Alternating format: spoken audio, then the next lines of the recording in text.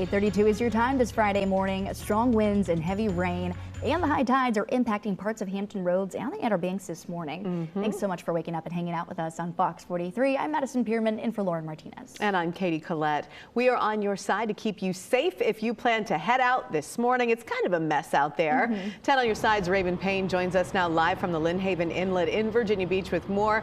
Raven, how's it going out there? Well, I just had to grab a hold of my hat because we had a wind gust that would have blown it into the water, but we're seeing a lot of tidal flooding right here behind me.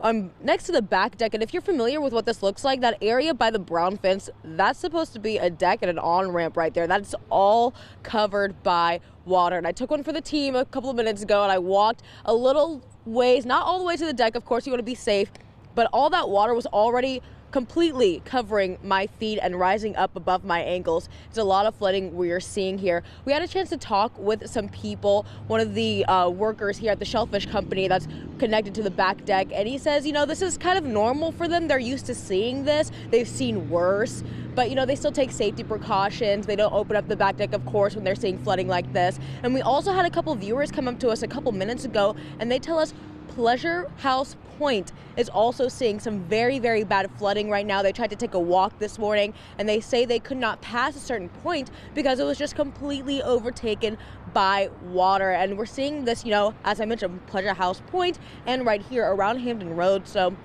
you really want to make sure you are staying safe when you're driving and when you're walking in these areas. For when you're driving, you want to make sure you're keeping it slow. You don't want to speed and spin out, hit those hydroplane areas. Very much want to keep it slow. You want to keep some distance between you and the driver in front of you so you don't have to hit those brakes, and you do not want to drive through floodwaters. And if you're walking near floodwaters, please make sure you have on the right footwear so you don't get water in your boots.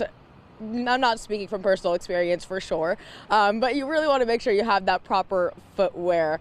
Again, really make sure you're staying safe out here with these wet weather conditions. For now, live in Virginia Beach, Raven Payne, 10 on your side. Raven, thank you.